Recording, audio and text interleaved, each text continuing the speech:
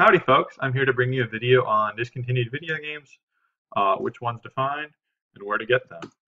I'm going to start with the MLB 2K franchise and just have a little discussion about games and why they go up in value. Usually it's due to things being awesome and then being discontinued. With MLB 2K, they discontinued the entire franchise, but if you look here, you have a suppressed buy box, used for $25 for the Xbox 360 for 2K13, but a buy box of $10 for the PS3. And you might ask, what's going on? The reason for this is there's another baseball franchise that's still going, but it's exclusive to Sony. So a lot of people will play that instead. So it's called Mlb the Show.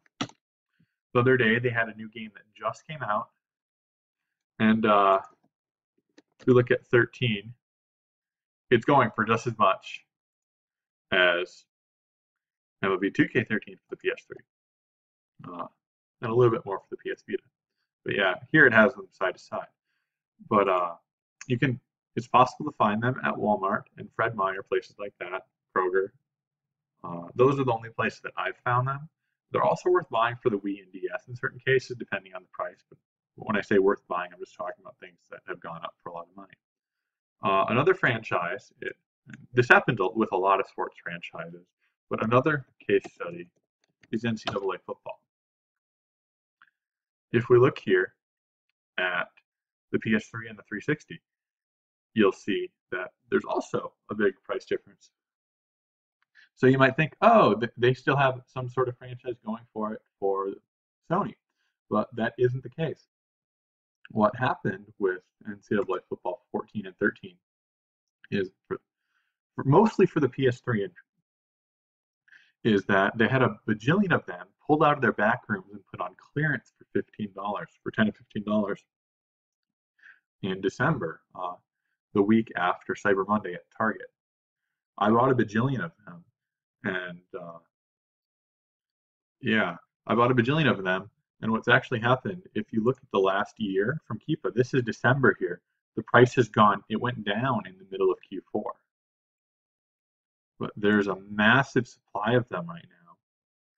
And if you want to sell them, it is possible, but due to the competition, it's relatively slow. Like this Fulfill Inc. right here.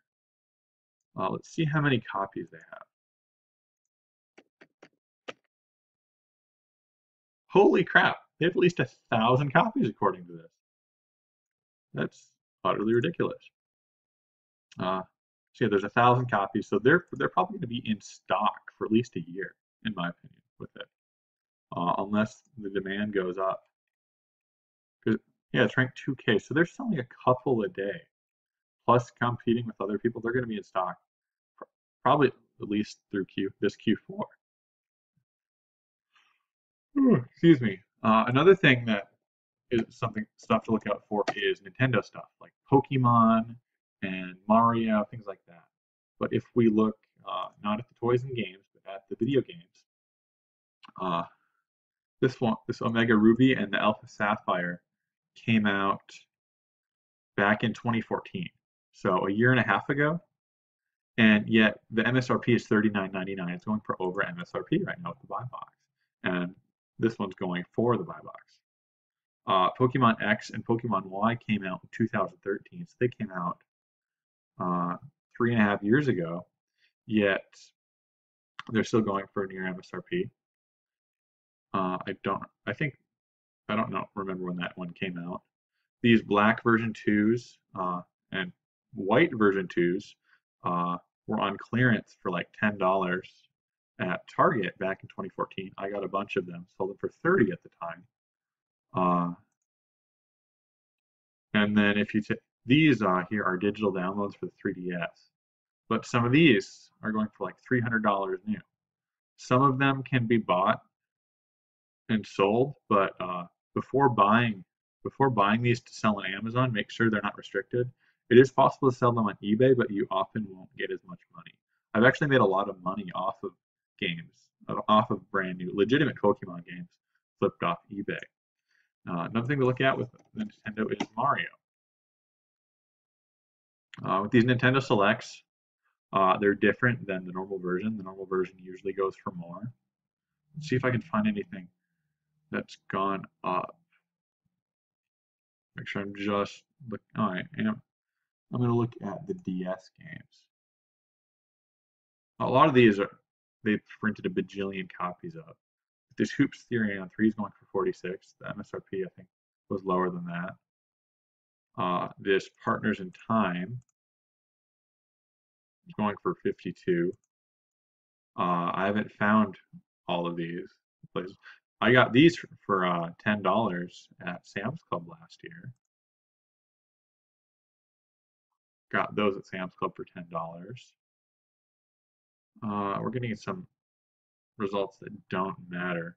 What if we go and look at the Game Boy games, which is possible to find them out there? They go for not GameCube, I don't want to be looking at Nintendo DS. All departments, Mario Game Boy. You'll find this one's going for $280, $110, $74, $236, $100. These go for crazy, crazy money. And you can often find things like that. Not things like this, but you can find these Nintendo games put on clearance at Target when they decide that they need to make room. Donkey Kong, this Tropical Freeze for, or no, was it not that one? No, it was Donkey Kong Country 3. Or some game for the Wii.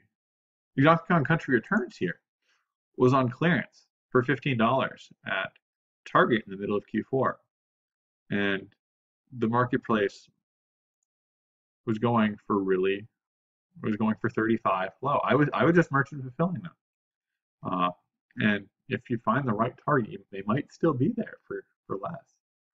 Just pay attention to things like this, to these Nintendo things at Target, because I find that Target is the best with clearancing these Nintendo products, and they're also really good at sometimes at clearancing remotes and things like that. I was getting Wii Remote Pluses for $20 and selling them for over MSRP during Q4. And yeah, with video games, everything goes up during Q4.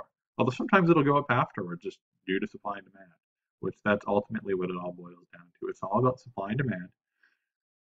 And so that is just a quick little video on discontinued video games and what makes them go up in price. People, they get discontinued and they're awesome and people still buy them. If they're discontinued and they suck, usually the price tanks. It's pretty simple. So thank you. Have a good day.